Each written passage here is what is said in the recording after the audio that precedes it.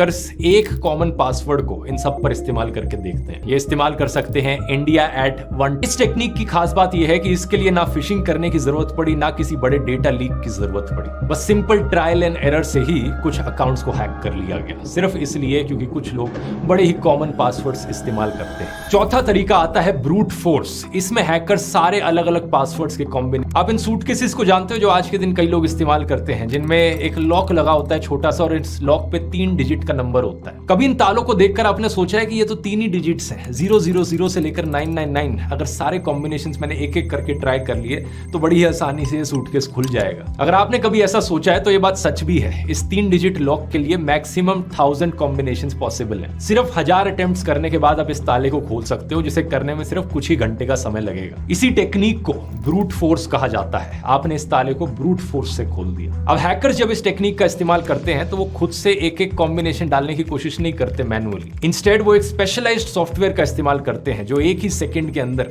Million या billions अलग अलग पासवर्ड्स डाल सकता है। अगर आप सिर्फ 4 डिजिट का पासवर्ड बनाओगे तो बड़ी आसानी से किया जा सकता है। 5 में थोड़ा और मुश्किल, 6 में थोड़ा और मुश्किल, और जितना लंबा आपका पासवर्ड होते जाता है उतना ही मुश्किल कंप्यूटर सॉफ्टवेयर के लिए भी होता जाता है हर एक कॉम्बिनेशन ट्राई करना। अब सवाल ये कि इससे कैसे बचा जा सकता है। एक 100 डिजिट लंबा पासवर्ड तो आप बनाओगे नहीं, क्योंकि जितना लंबा पासवर्ड आप बनाओगे उतना ही मुश्किल आपको याद करना होगा। तो स्ट्रॉन्ग पासवर्ड्स और वीक पासवर्ड्स की